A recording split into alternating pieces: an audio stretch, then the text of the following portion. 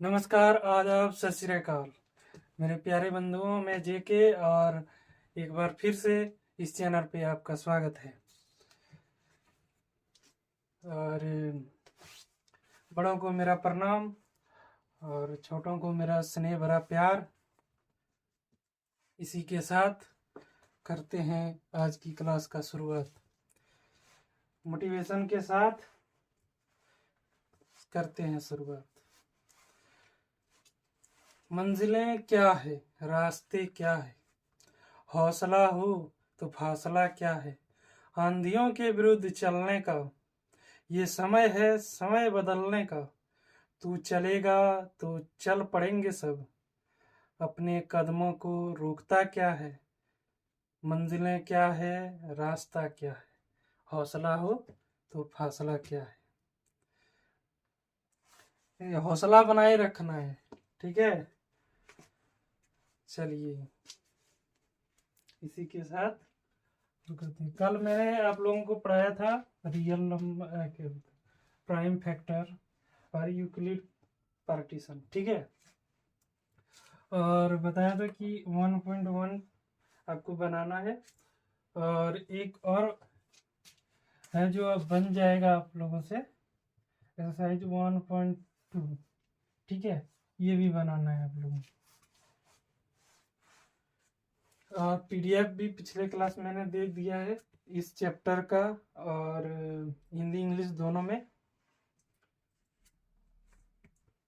ठीक है। चलिए तब चलते हैं आगे की ओर।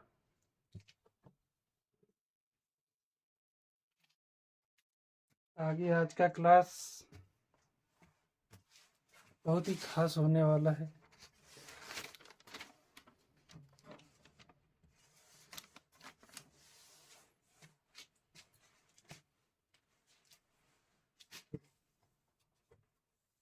चलिए तो कल मैंने एल्गोरिथम में छोड़ा था आप लोगों को।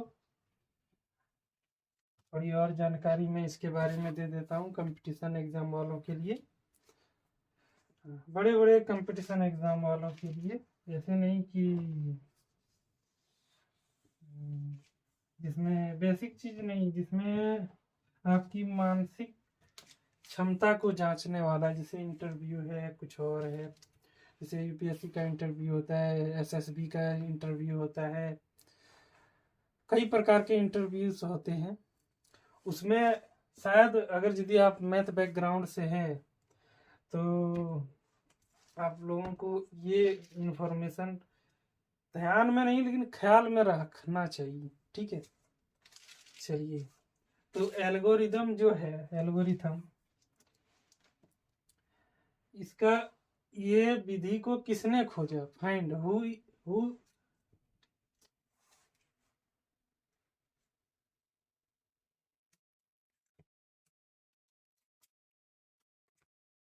किसने इसको स्टैब्लिश किया, उसका नाम है, लिख देता हूँ, मोहम्मद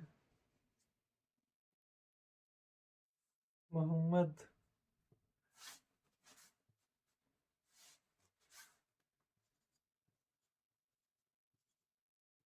मोहम्मद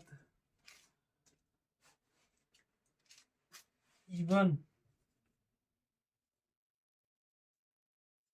आपकी किताब में लिखा हुआ है ये, इसके बारे में भी लिखा हुआ है, आप पढ़ सकते हैं इसके बारे में, ठीक है। मोहम्मद इबन मूसा अल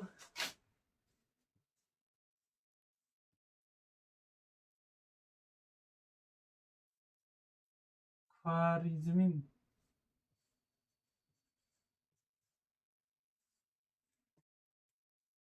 इतना बड़ा नाम है। अब इसके बारे में थोड़ी जानकारी दे देता हूँ। ये 9th सेंचुरी, आप इतिहास से रिलेटेड कर सकते हैं, इसीलिए मैंने डेट डालता हूँ कि कैसे कैसे मैथमेटिशियन हुए। 9th सेंचुरी,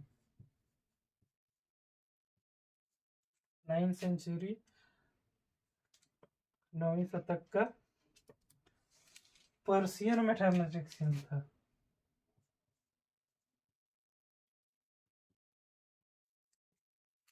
पर्शियन मैथमेटिक्स से।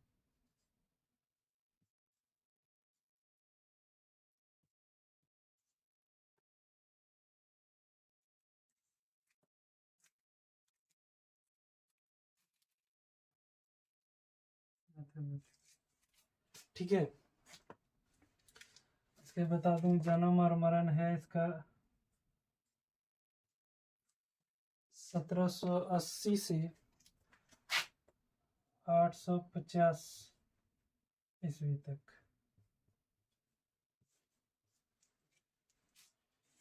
ठीक है, चलिए के बारे में इतना ही जानकारी काफी है।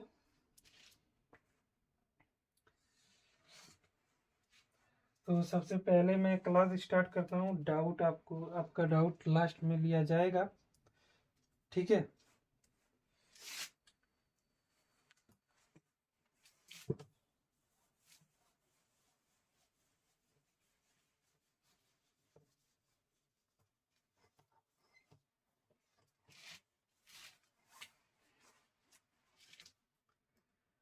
तीसरा हो गया था, अब चौथे की ओर चलते हैं। ठीक है, आप लोग सभी 10th की मैथ खरीद लेंगे, बाय कर लेंगे, नहीं तो या फिर किसी दुकान से परचेज कर लेंगे, ऑनलाइन ऑर्डर कर लेंगे, जैसे करना है आप लोगों को करिए। मेरे ख्याल से आपका फिजिकल होना बहुत जरूरी।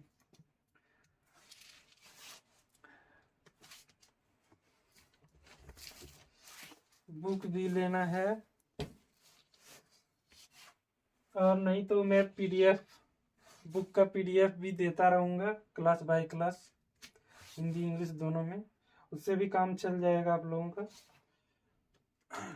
अगर यदि जिनके पास पैसे नहीं है, कुछ नहीं है, आपके पास सिर्फ इंटरनेट चलने वाला मोबाइल चाहिए, सब है आपके पास, इसका मतलब। ठीक है, आपको दूसरी और पैसे लगाने की ज़रूरत नहीं है। इसी में से आप पीडीएफ भी दे दूंगा, उसी से हो जाएगा पूरा बुक का पीडीएफ। चैप्टर बाई चैप्टर देंगे, ऐसे नहीं कि पूरा दे देंगे। ठीक है, अगर यदि पूरा भी चाहिए तो कमेंट में बताइएगा, वो भी कर देंगे। चलिए आज शुरू करते हैं अपरिमेय।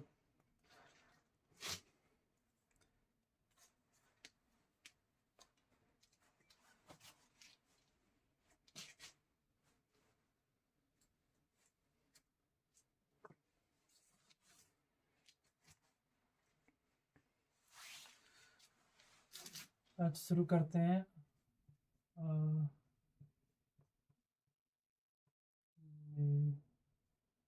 संख्या, इरेशनल नंबर।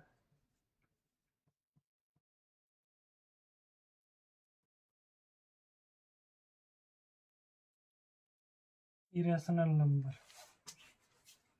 अब सभी को पता है कि जो नंबर को हम p/q के फॉर्म में लिख सकते हैं वो इरेशनल नंबर है।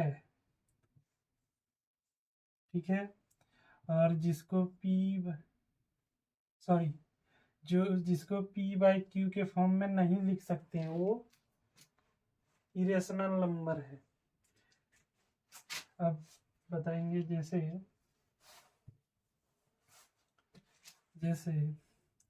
एग्जाम्पल के लिए √5, ये तो इसका पहले से प्रूव है कि ये इरेशनल नंबर है, इसमें कोई डाउट नहीं है। अब इसको p/q के फॉर्म में नहीं लिख सकते, बोलेंगे कि सर √5/1 लिख सकते हैं, ऐसे नहीं होता है। लिख सकते हैं, लेकिन रूट जैसे ही लग गया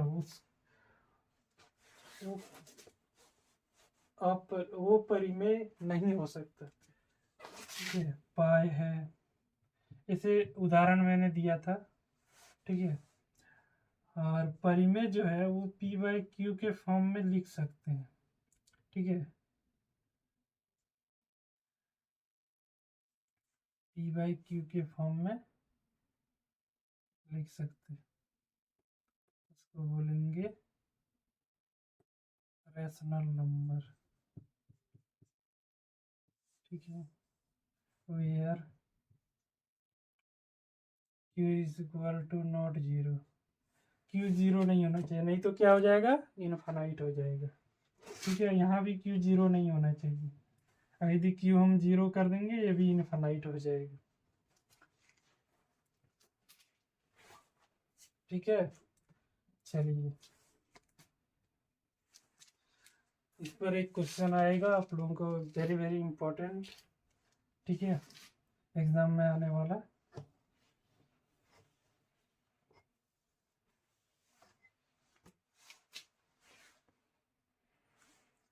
ये आप लोगों का क्वेश्चन हिंदी इंग्लिश दोनों में, एक साइड हिंदी लिखेंगे एक साइड इंग्लिश लिखेंगे, ठीक है।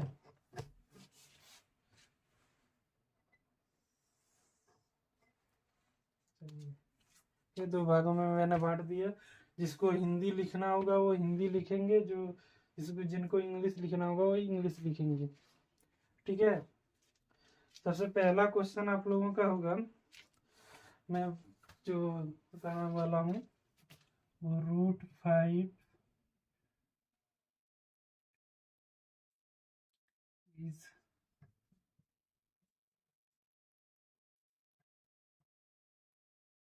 इरेशनल नंबर, इसको प्रूव करना है, ठीक है, कि √5 एक इरेशनल नंबर है, इसको प्रूव करना है। आप लोगों की किताब में जो क्वेश्चन होगा वो मैं एक बार पढ़ देता हूँ।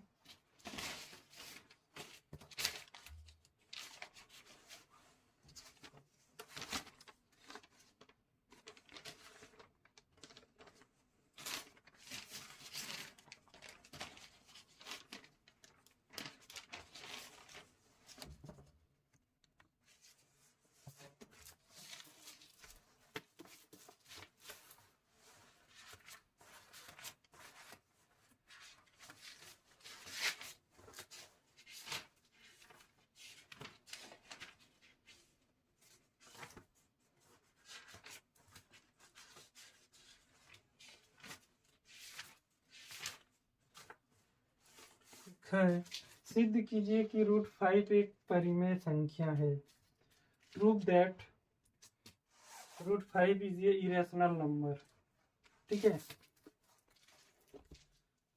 चलिए √5 एक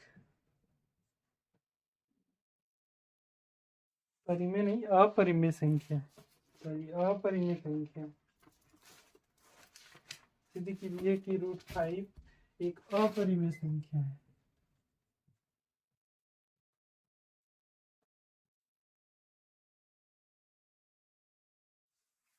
आप लोगों का डाउट होगा कि √5/1 तो लिख सकते हैं, लेकिन आप इसमें दिखाएंगे कि वो नहीं लिखा जा सकता है, इसीलिए वहाँ कंट्राडिक्शन है कि नहीं है, √5 परिमेय है या अपरिमेय है, इसमें आपको पता चल जाएगा,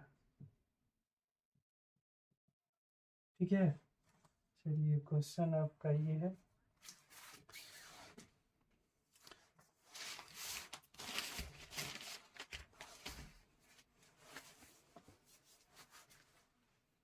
शुरू करते हैं। क्वेश्चन आपका ऐसा रहेगा, आप यहाँ लिखेंगे हल, या हल लिखने का जरूरत नहीं है, फॉर्मेट बता रहा हूँ। अगर यदि हल नहीं लिखते हैं तो आप इंग्लिश भी थोड़ा यूज कर सकते हैं, लिख सकते हैं सॉल्यूशन, सॉल्यूशन इस तरह से, ठीक है, इस तरह देंगे, या फिर लिख सकते हैं आंसर, ठीक है।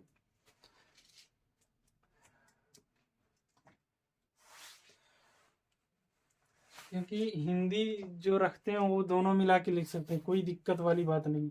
आप कहीं कहीं जैसे लिखते हैं ना, हम जानते हैं कि ये होता है, तो हम लिख सकते हैं हिंदी में we know that, we know that, जानते हैं कि, अब उसके बाद आप लिखना स्टार्ट करते हैं, कोई दिक्कत वाली बात नहीं है कि हिंदी में इंग्लिश जुड़ी। लेकिन इंग्लिश में हिंदी जोड़ेंगे तो आपका नंबर कटेगा। इंग्लिश में शुद्ध ही इंग्लिश लिखना होगा, because it is a language. ठीक है, चलिए सॉल्यूशन। माना हमको लेट करना है क्या, √5 एक परिमेय संख्या है।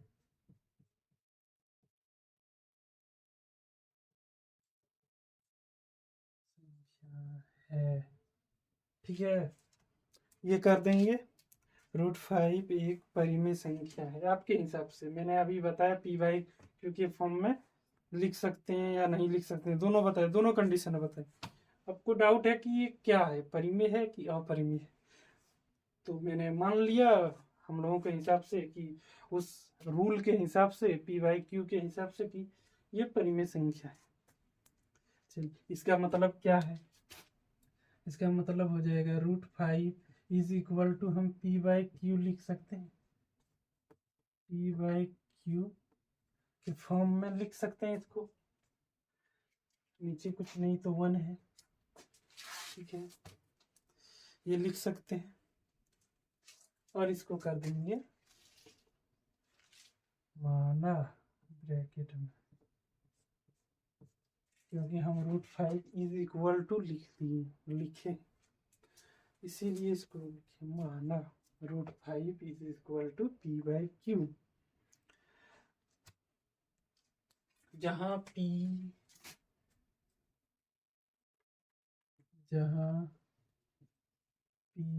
और इसको VVI लगा लेंगे आप लोग। ठीक है, हर एग्जाम में 5 नंबर का ये आता ही आता है बोर्ड एग्जाम में। ठीक है,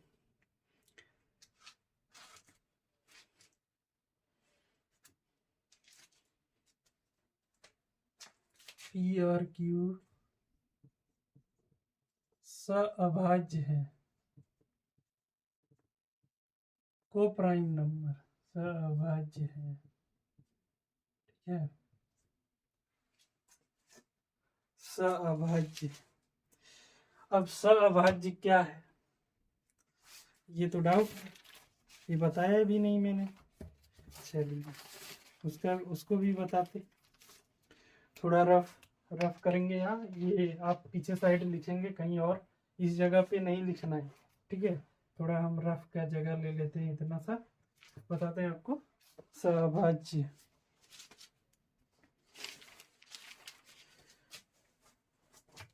सअभाज्य दोनों दोनों। चलिए थोड़ा इधर ले लेते हैं, नहीं लिखना है।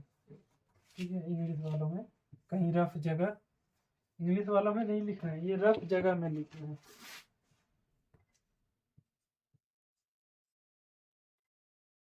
या फिर आप जहां मैंने इरेशनल नंबर लिखा है 4th नंबर के नीचे लिख सकते हैं ये। ठीक है, सअभाज्य क्या है, तो इसका है कोप्राइम इंग्लिश वर्ड सअभाज्य। ठीक है, चलिए तो मैंने 2 नंबर लिया है, एक है 15 एंड 8। ठीक है, 2 नंबर लिया है जो 15 और 8 है। एग्जाम्पल के लिए इसका हम कॉमन फैक्टर करेंगे, प्राइम फैक्टर नहीं, कॉमन फैक्टर। अभाज्य गुणनखंड नहीं करना है, सामान्य गुणनखंड करना है। सामान्य गुणनखंड क्या होता है, कॉमन फैक्टर। ये 1 से डिविजिबल है 2 से है, नहीं लिखना है, ये कोमा दे के लिखना है, गुना दे के नहीं, कोमा दे के। 3 से डिविजिबल है लिखना है, 4 से है, नहीं लिखना है इसको, 5 से है 6 से नहीं, 7 8 9 नहीं, 10 से भी नहीं, क्योंकि उसमें शेषफल रह जाएगा, उसमें रिमाइंडर रह जाएगा 5 10 नहीं 11 नहीं 15, लास्ट इसका हो जाएगा, ये खुद से जाएगा और वो है 15। ठीक है, उसके बाद ये नहीं जाएगा। ये है कॉमन फैक्टर, प्राइम फैक्टर नहीं, कॉमन फैक्टर। ठीक है, अब 8 का लेते हैं। 8 1 से जाएगा। ठीक है,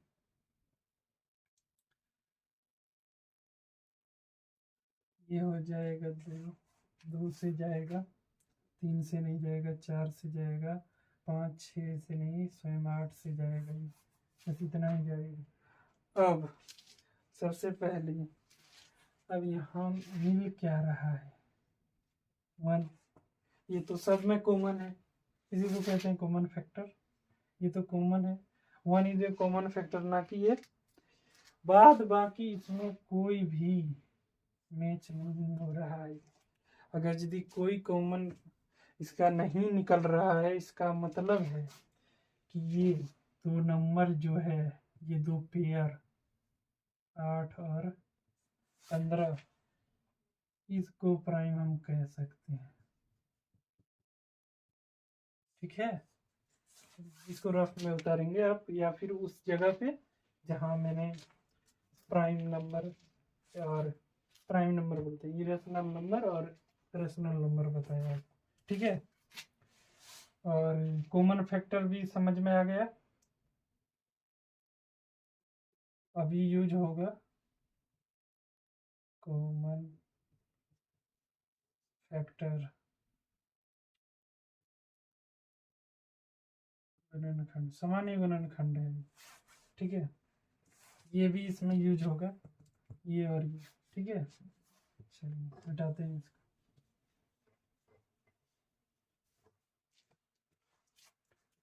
सब आज समझ में आ गया सभी को।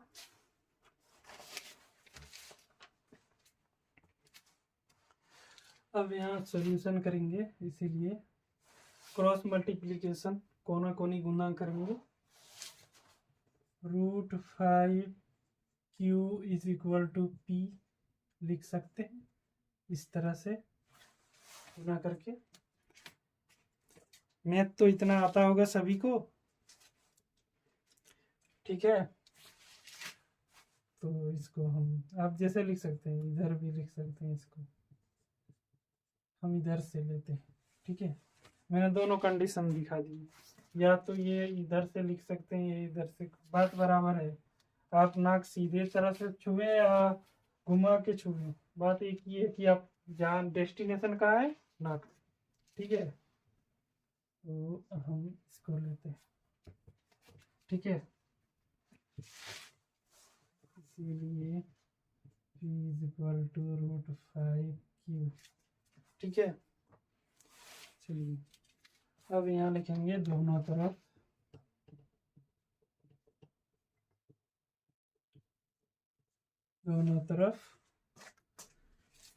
वर्ग करने पर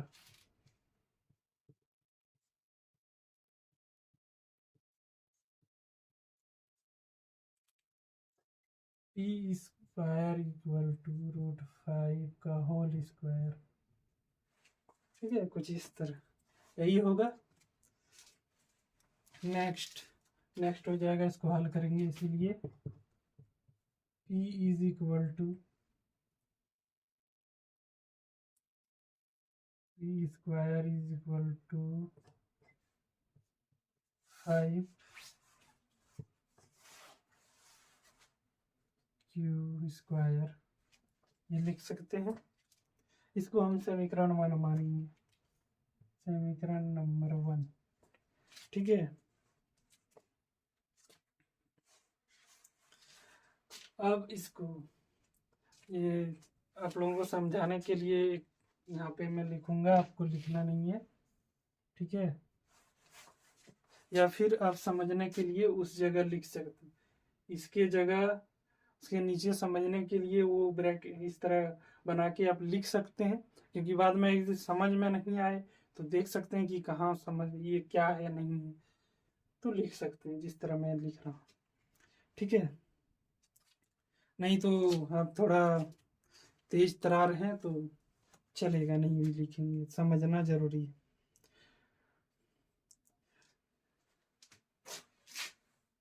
इसको हम लिख सकते हैं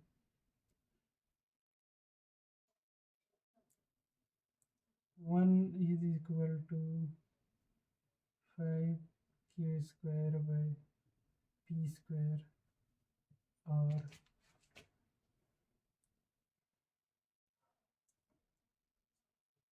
5q²।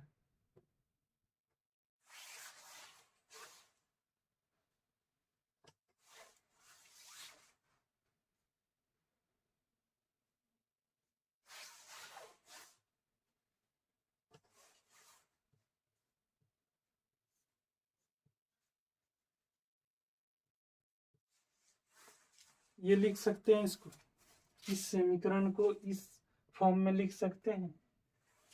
दो कंडीशन में लिख सकते हैं, एक इस तरह लिख सकते हैं, एक इस तरह लिख सकते हैं। इसी पर अभी 3 लाइन हम नीचे लिखेंगे, ठीक है। पहला लाइन होगा p² जो है वो कॉमा देके 5 से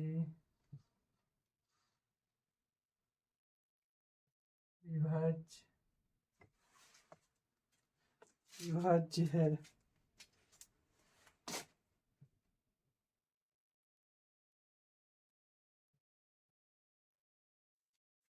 ये लिख सकते हैं, ये लिख सकते हैं कि p² 5 से डिविजिबल है। ये एक लाइन और लिखेंगे,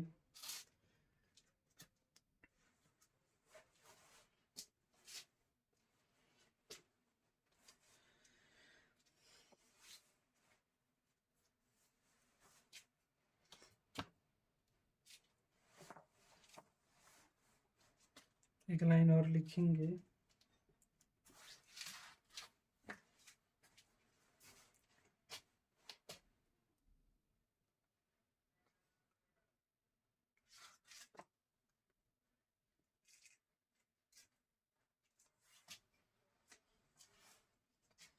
और इसको उल्टा भी लिख सकते हैं, 5p से भी विभाज्य है, वो भी लिखेंगे। 5p से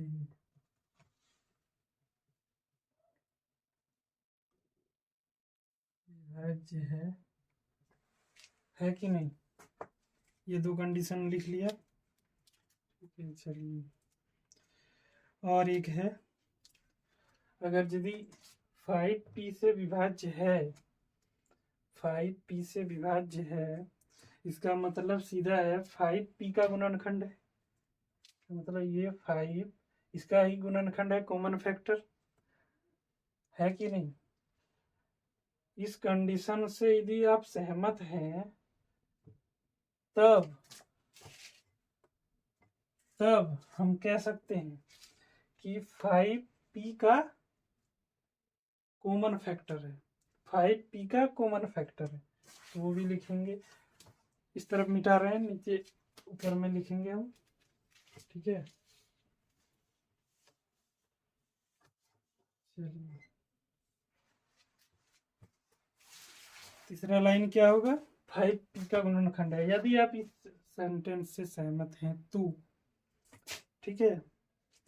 वैसे ये तो 1 आ जा रहा है, इस सेंटेंस के अनुसार से 5p का गुणनखंड है, 5p का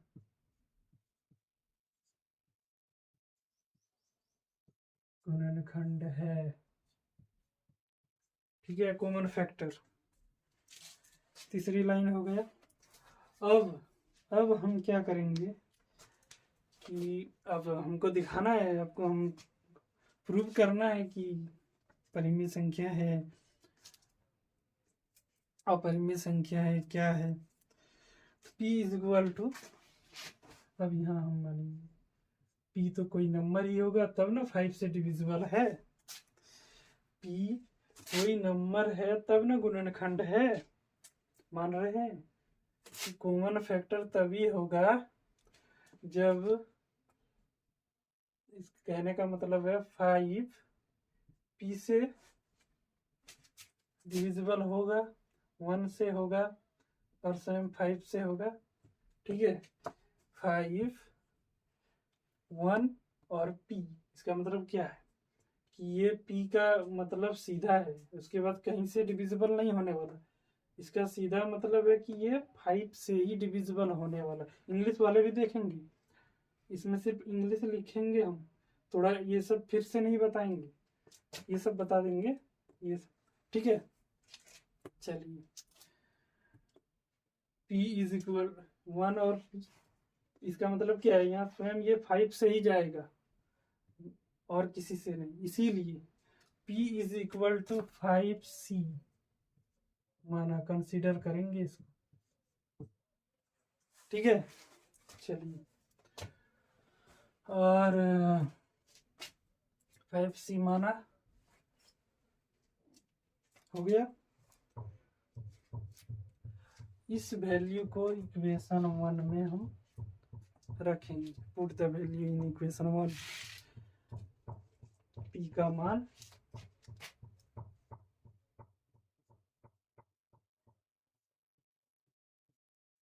समीकरण 1 में रखने पर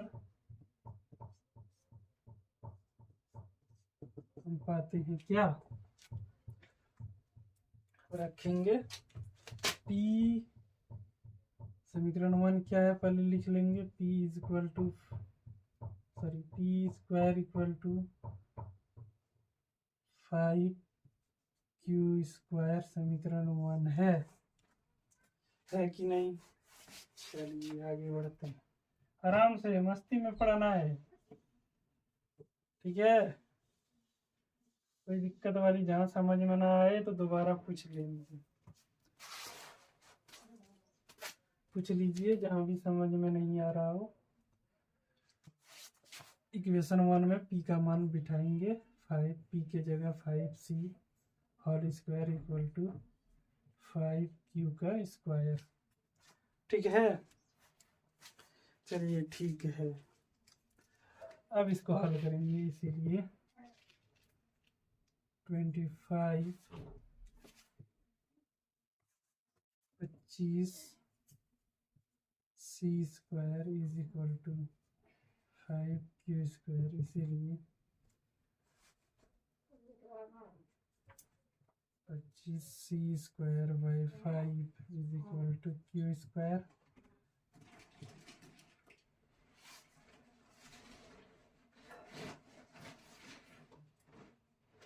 ये 5 हो जाएगा, 5c square equal to q square, दिख रहा है। चलिए इसको हल करेंगे, इस तरह होगा, या फिर ये डायरेक्ट लिख सकते हैं, यहाँ से कटा के ये आ जाएगा। ये आगे बढ़ते हैं,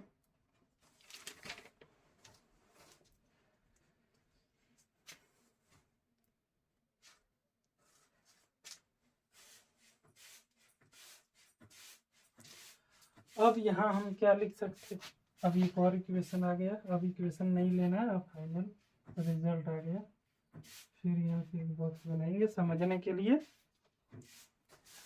कि हम इसको क्या लिख सकते हैं, 5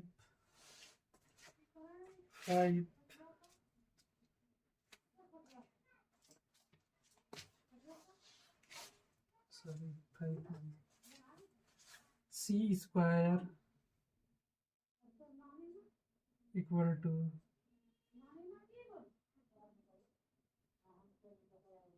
q स्क्वायर बाई 5,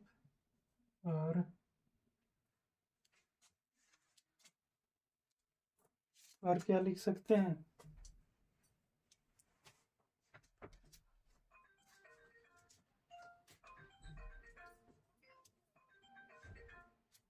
स्क्वायर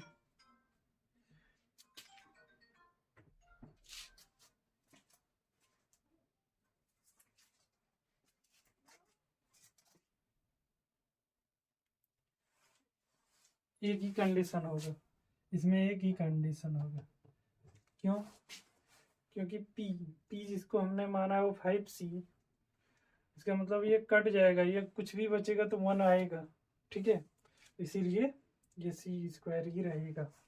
एक ही कंडीशन होगी, इसमें एक ही कंडीशन होगी। आगे बताते हैं।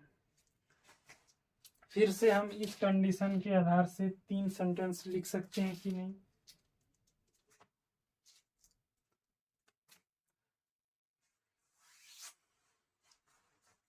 और एक हो जाएगा इस तरह से कि 5C² by Q² equal to 1।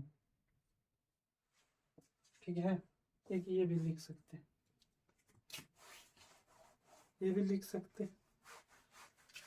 चलिए आगे मिटाते हैं और 3 फिर से लिखेंगे।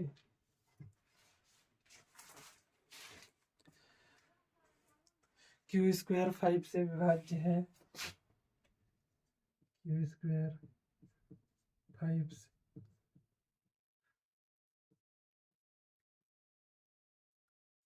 विभाज्य है, 5 Q से विभाज्य है,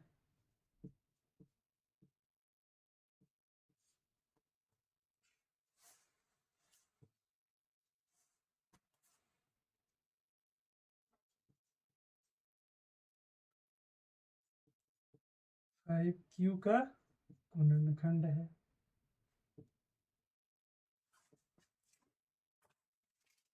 सॉरी, 5Q का गुणनखंड नहीं है, क्या है? Q5 का गुणनखंड होगा जी। ठीक है, P 5C माने थे, इसके आधार पे Q5 का गुणनखंड है,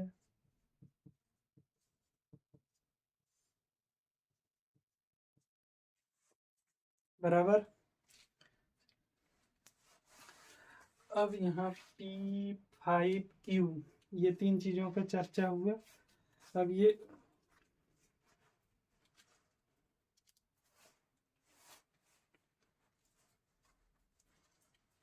यहाँ एक लाइन और लिखेंगे, P Q और 5 एक उभयनिष्ठ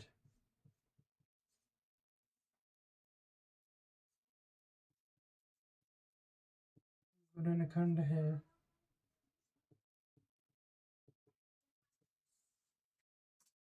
उभयनिष्ठ गुणनखंड है P और Q, P और Q सभाज्य नहीं है, सभाज्य नहीं है। इसीलिए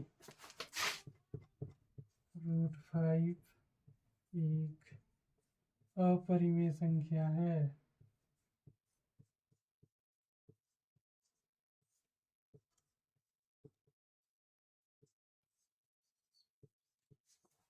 इसीलिए √5 एक अपरिमेय संख्या है, बराबर। यहाँ लिख देंगे प्रूव। ठीक है, क्वेश्चन खत्म। 5 नंबर का ये क्वेश्चन होगा। ठीक है, चलिए इंग्लिश वालों को फटाफट से इसका इंग्लिश लिख देते हैं, तो सेम टू सेम ट्रांसलेट सिर्फ है। ठीक है, यहाँ लिखेंगे prove that √5 is an irrational number. Late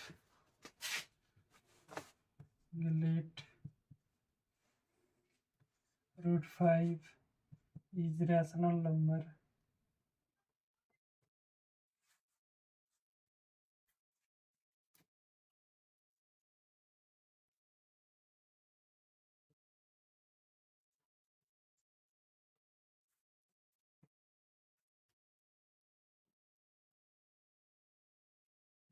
rational number, ठीक है। √5 p/q के फॉर्म में लिख सकते हैं। इसको करेंगे वी हैव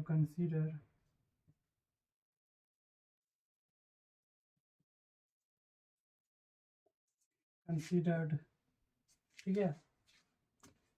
कंसीडर्ड वेयर क्या, p and q is coprime. Coprime मैंने आप लोगों को बता दिया, यहाँ पे लिख सकते हैं आप, ठीक है। आगे इसीलिए अब इसका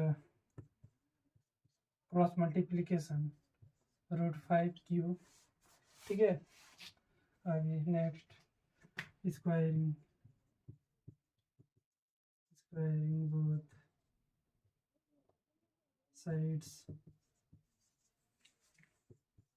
p² इक्वल टू √5q का होल स्क्वायर। इसीलिए so p² equal to 5q² equation number 1, ठीक है। इसीलिए p² equal to 5q² equation number 1 बराबर। चलिए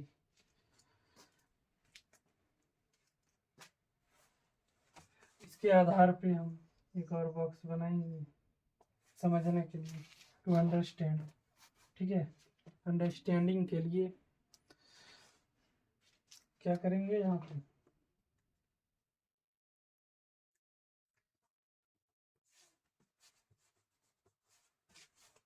1 इज इक्वल टू p² और लिख सकते हैं p² 5q² is equal to 1 बराबर। ये लिख सकते हैं हम। इस इक्वेशन को इस तरह हम लिख सकते हैं या नहीं, ठीक है। आगे मिटाते चलिए। नेक्स्ट अब इसके हिसाब से 3 क्या करेंगे हम, इस इक्वेशन से 3 सेंटेंस आएंगे, 3 condition. p is divisible by 5, p is divisible by 5। उसके बाद 1 कंडीशन, p विल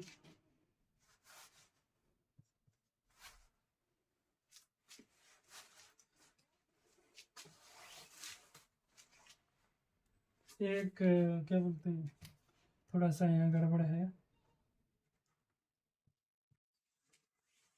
2 नंबर जो सेंटेंस है हिंदी वालों के लिए, PQ से भी जो होगा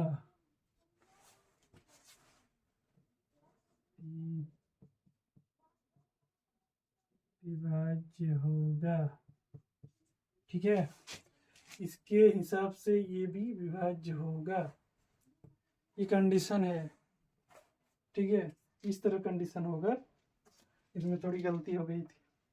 चलिए p will also divisible by 5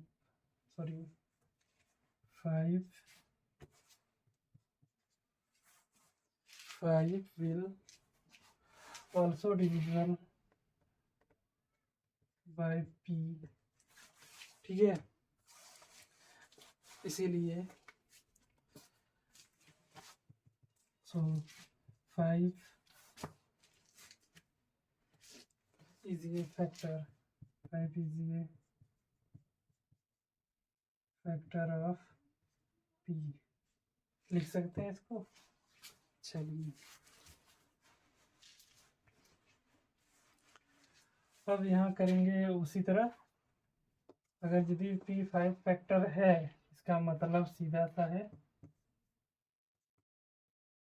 1 और p इक्वल, तो इसीलिए हम लिखेंगे 5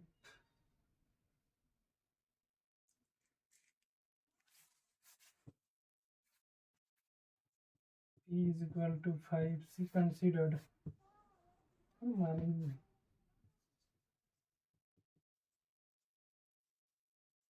कंसीडर्ड करेंगे, ठीक है। नेक्स्ट, अब put the value in equation 1 we get, ठीक है। क्या पाते हैं हम, इक्वेशन क्या है, e is equal to 5q square, equation 1 है। चलिए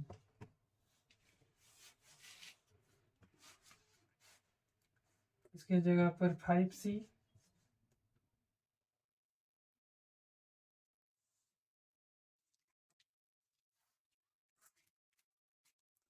5c is equal to 5q,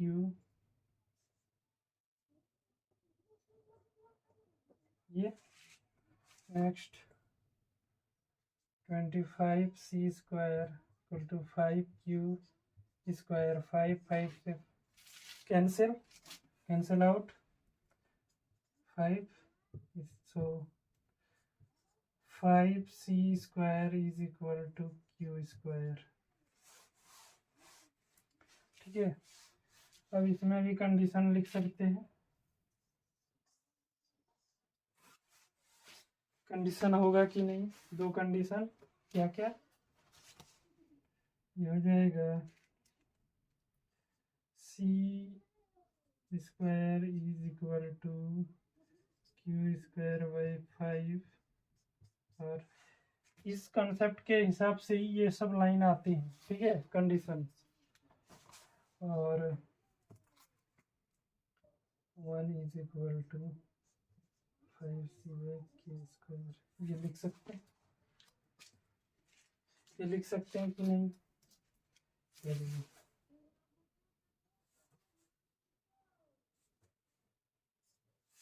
5c by q square. अब इसके हिसाब से हम लिखेंगे कि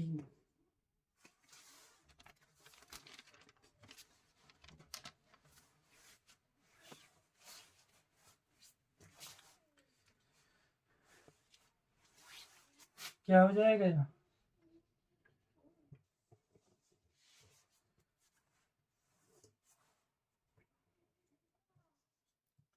q square is divisible by 5, condition number 1, ठीक है। 5 will also divisible by p, है ना, यहाँ q हो जाएगा, इसीलिए सो q इज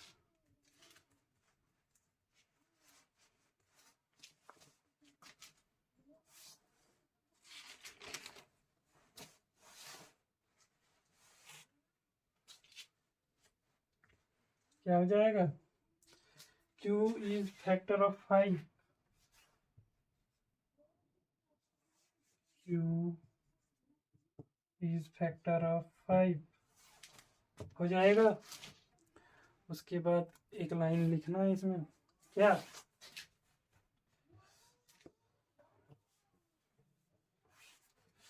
लिखना है, क्या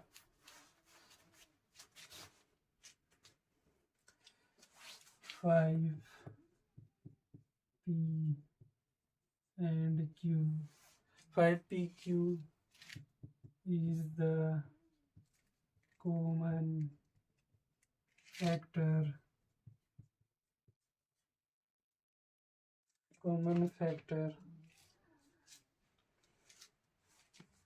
and q, क्या है common factor, 5pq is common factor. और दूसरा लाइन लिखना है p and q is not को प्राइम नंबर, नॉट को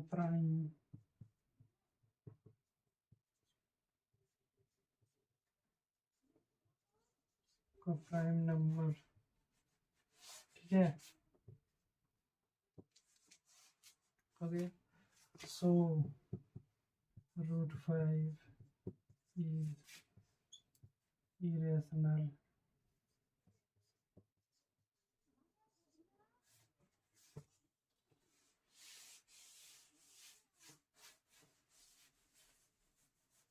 so √5 is an irrational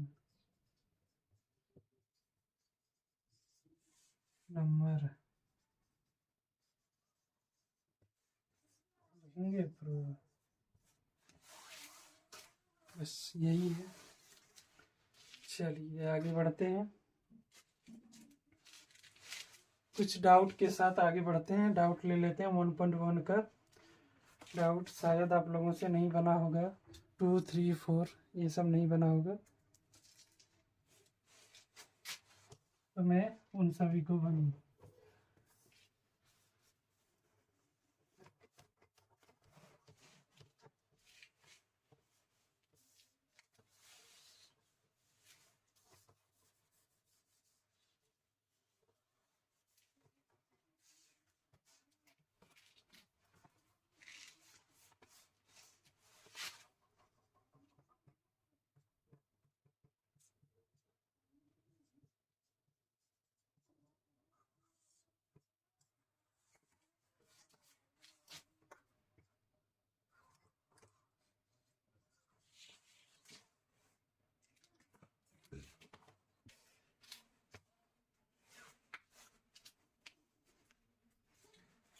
चलिए शुरू करते हैं एक्सरसाइज 1.1 का डाउट, ठीक है।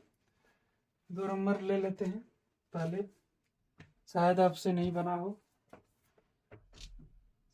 और यदि बना भी लिए हैं तो फॉर्मेट देख लीजिए कैसे बनाना है, अगर यदि एग्जाम में आ जाए। सबसे पहले लिखना है, माना कोई क्वेश्चन मैं पढ़ के सुना देता हूँ। सबसे पहले दर्शाइए कि कोई धनात्मक विषम पूर्णांक 6q+1 या 6q+3 या 6q+5 के रूप में होता है, जहाँ q कोई पूर्णांक है, ठीक है। क्वेश्चन ये है, तो हम आंसर लिखेंगे सॉल्यूशन देके यहाँ पे, ठीक है। माना ये कोई धनात्मक विषम पूर्णांक है जिसको 6 से भाग देने पर भागफल 6, भागफल q तथा शेषफल r आता है। इस तरह से हम भाग करेंगे इसको, जो आप सीखे होंगे। चलिए, इसका सूत्र जो होता है, रूल नियम इसका है, भाज्य बराबर भाजक गुने भागफल प्लस शेषफल, ठीक है। तो इसी के हिसाब से मैं जो ब्रैकेट में ये समझाने के लिए है, इसको लिखना नहीं है। अगर यदि समझने के लिए आप लिखते हैं तो लिखिए, अगर यदि नोट्स बनाते हैं तो पूरी जैसे मैं उतारता हूँ उसे उतारना है। अगर यदि आप ऐसे एग्जाम के लिए नोट्स बनाते हैं तो ये आप साइड में लिख सकते हैं, क्वेश्चन के बीच में नहीं लिखना है, ठीक है। ये = 6q+r लिख सकते हैं इस रूल के हिसाब से, इक्वेशन नंबर 1, जहाँ r अब r आप ही संभावना कीजिए क्या आ सकता है। r जितना भी आएगा इस संख्या से छोटा ही आने वाला है, बड़ा नहीं आएगा, है कि नहीं, ठीक है। इस संख्या से छोटा ही आएगा, इसीलिए 5 तक लिए, इससे अधिक नहीं ले सकते। जहाँ r रिमाइंडर जो आने वाला है, r का मान बारी बारी से समीकरण 1 पर रखने पर, ठीक है। समीकरण 1 पर r का मान एक बार 0 रखेंगे, 1 रखेंगे, 3 रखेंगे, 2 रखेंगे। जब r का मान हम 0 रखते हैं तो 6q इस इक्वेशन पर, तो 6q आता है, समधन पूर्णांक आता है, ठीक है। जैसे ही 1 रखेंगे तो 6 और 1 7 हो जाएगा। अगर यदि ये 1 मान ले तो आपको तो पता होगा सम और विषम, सम मतलब कि किसी दो सम संख्या को गुना करते हैं तो सम आता है। किसी एक सम और एक विषम को भी गुना करते हैं तो सम आता है। ठीक है, ये सम है। और किसी उन दोनों कंडीशन में किसी में भी क्या बोलते हैं उसको, अभाज्य संख्या अगर यदि जुड़ जाए, मतलब 1, 3, 5, तो वो विषम धन पूर्णांक हो जाएगा। बराबर, देखिए विषम धन पूर्णांक हो गया। उसी तरह से पूरा कर दिए विषम धन पूर्णांक। क्या क्या आया, अब इसमें से छांटना है, पांचों में से छांटना है क्या, विषम धन पूर्णांक। 6 q+1, 6q+2, 1 2 तो नहीं होगा,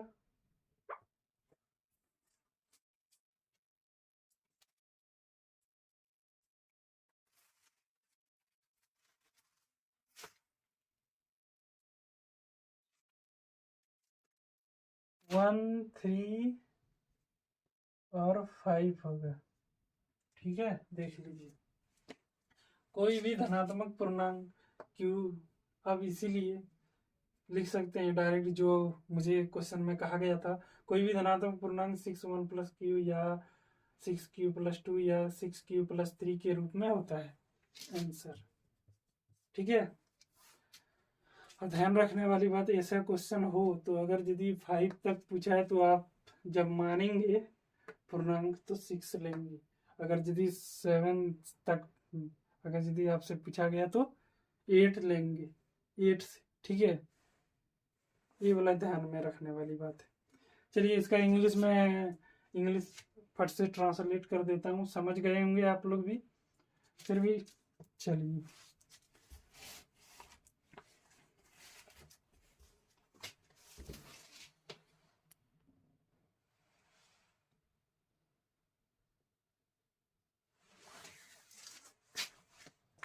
चलिए इंग्लिश में भी आ गया क्वेश्चन, स्क्रीन पर दिखता होगा आप लोगों को, पढ़ लीजिए। लेट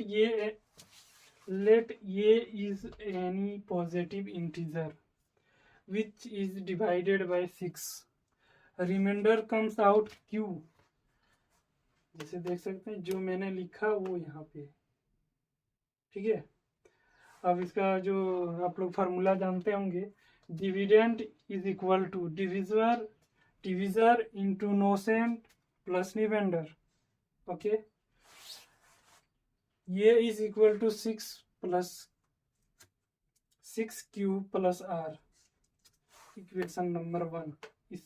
इस फार्मूला के आधार पे ये मैंने इक्वेशन लिखा, where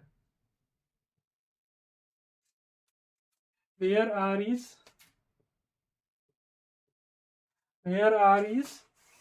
0 1 2 3 4 5। Put the value of r in equation 1 by 1। ठीक है, 1 by 1, where शुरू करेंगे 1 by 1। when r is equal to 1 then ये is equal to 6q+1, r is equal to 1 ये। ठीक है, 6q।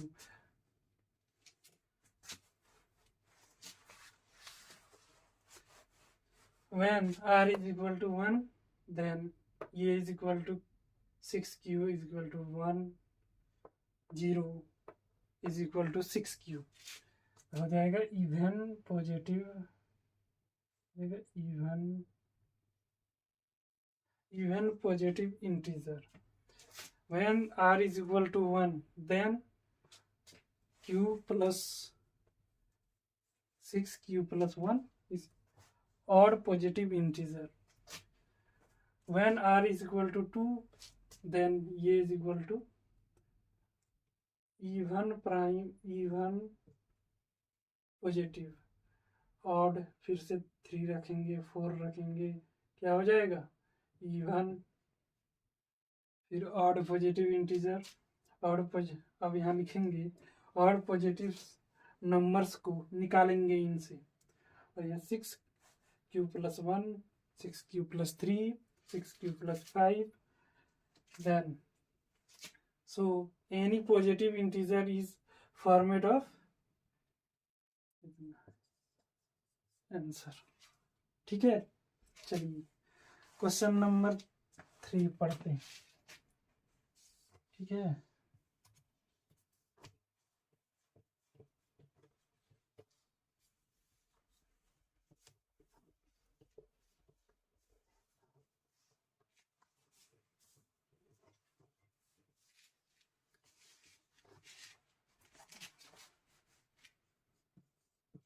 Question number 3।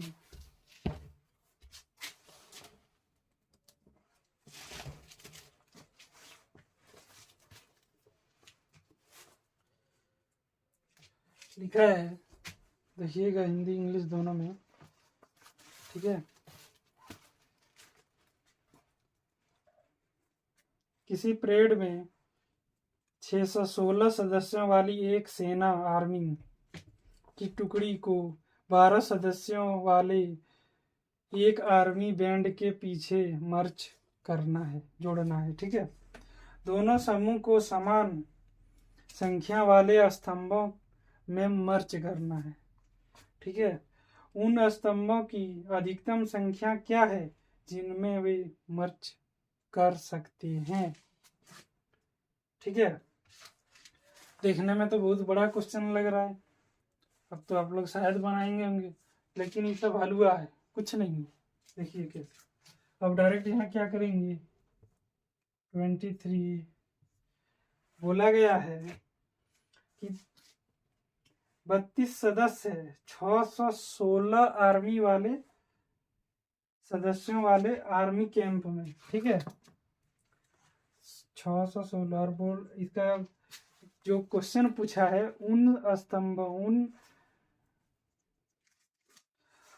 स्तंभों की अधिकतम संख्या क्या है। पूछा गया है कि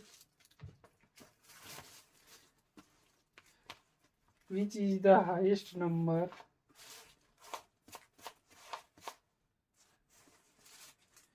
इनकी हाईएस्ट संख्या, हाईएस्ट क्या है।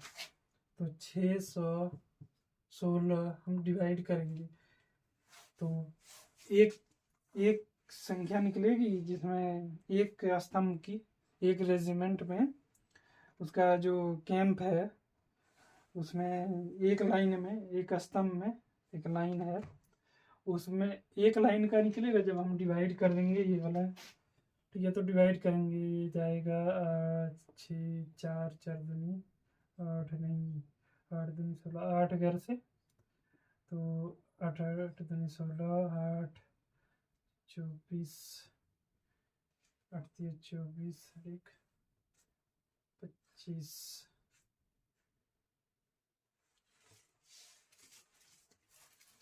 देखिए पूछा क्या गया है, इस तरह से नहीं जाने वाला है।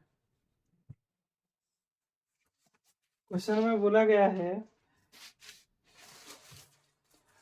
एक रेजिमेंट है, क्वेश्चन कहता है एक रेजिमेंट है आर्मी की, उसके कैंप में 616 सदस्य हैं टोटल आर्मी। ठीक है, ठीक है।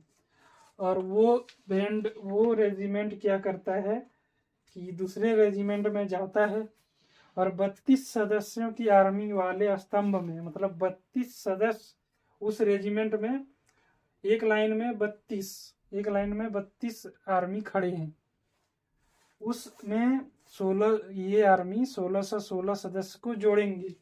तो क्या कमांड देगा कमांडर चीफ कि कितने कितने लाइन बाय लाइन लग जाए, वही पूछ रहा है। तो हम इसको डिवाइड करेंगे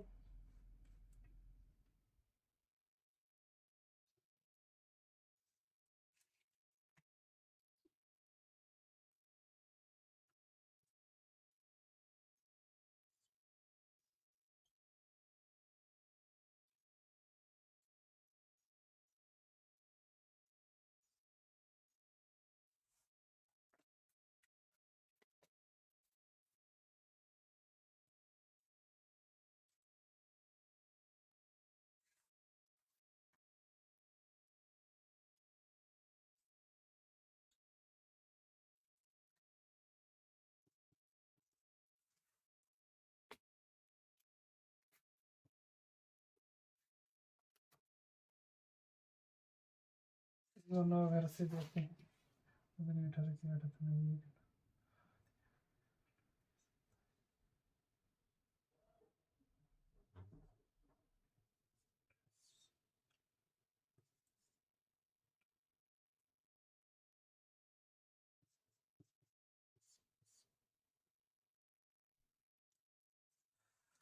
तो कमांडर चीफ क्या ऑर्डर करेगा कि अटेंशन माय बॉयज,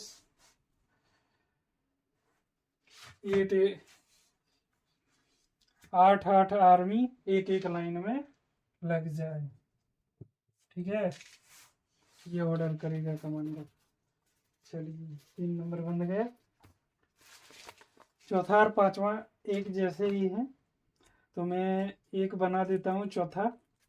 ठीक है, फिर बाद आप पांचवा खुद से बना लीजिएगा।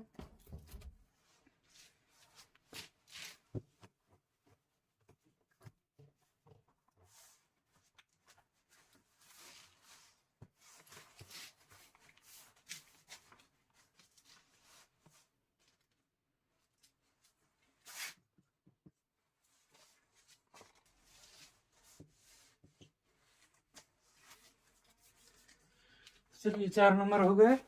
माना ये कोई धनात्मक पूर्णांक है जिसको 3a या 3a+1 के रूप में लिख सकते हैं।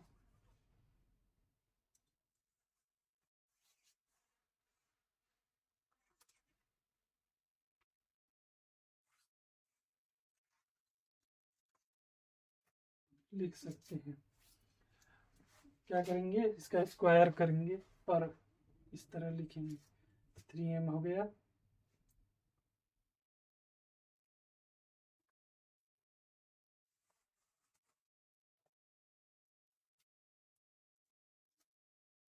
जहाँ 3a² m माना, फिर यहाँ पे दूसरा लेंगे, इसका स्क्वायर करेंगे, ये square plus 2ab plus b²। उस तरह करके यहाँ कॉमन लेंगे, 3 से कॉमन चला जाएगा, 3a² + 2 में कॉमन करने के बाद 1 बच जाएगा। इसको मानेंगे हम, इसको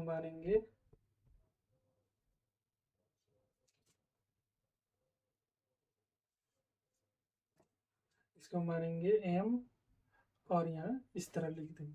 फिर उसी प्रकार सिमिलरली उस तरह करेंगे, और कॉमन लेने के बाद जो कॉमन आएगा उसको हम m मानेंगे। ये उसके बाद आंसर, ये फॉर्मेट है इसका। चलिए इंग्लिश वालों के लिए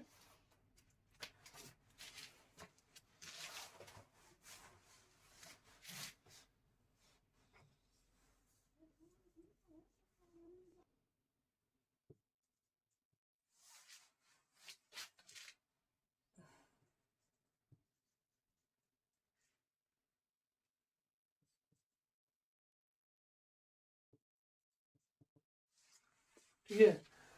Let a is any positive integer we can write format of 3a+b, और बाद बाकी सब सेम है, उसी तरह बना लेंगे। चलिए अब देख लेते हैं हम लोग क्या क्या सीखे टोटल रियल नंबर में। ठीक है,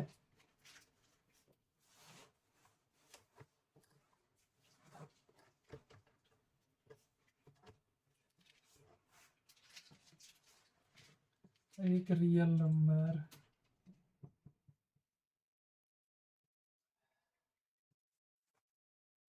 number 2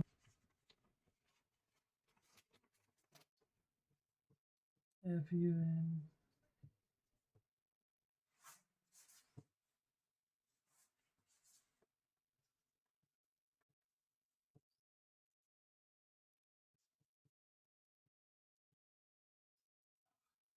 fundamental theorem of arithmetic,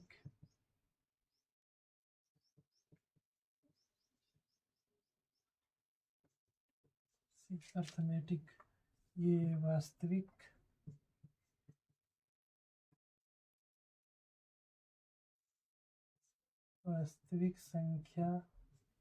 संख्याएं। दूसरा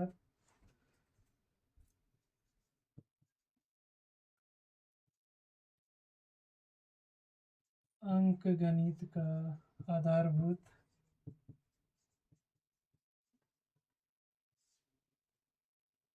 प्रमेय।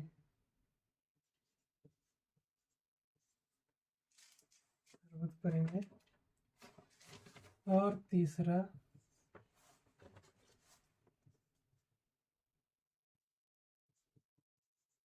यूक्लिड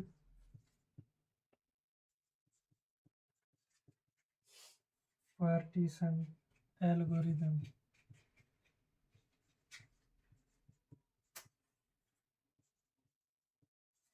एल्गोरिदम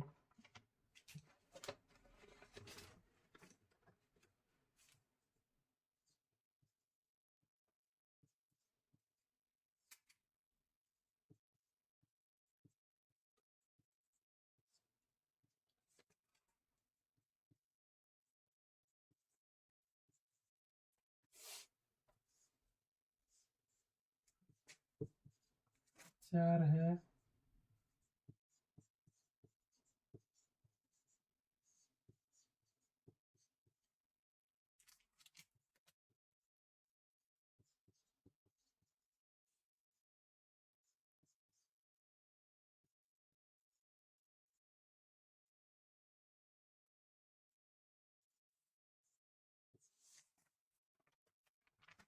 चलिए हम लोग इतना पढ़ चुके हैं और 1-2 क्लास में ये रियल नंबर खत्म।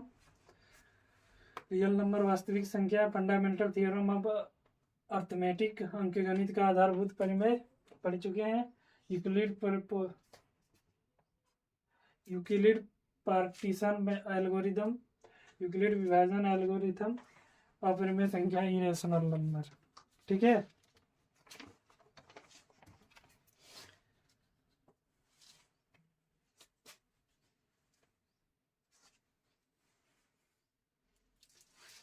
आप लोगों का होमवर्क क्या हो जाएगा? चलिए देखते हैं होमवर्क एक्सरसाइज 1.2 1.1 हो गया। 1.3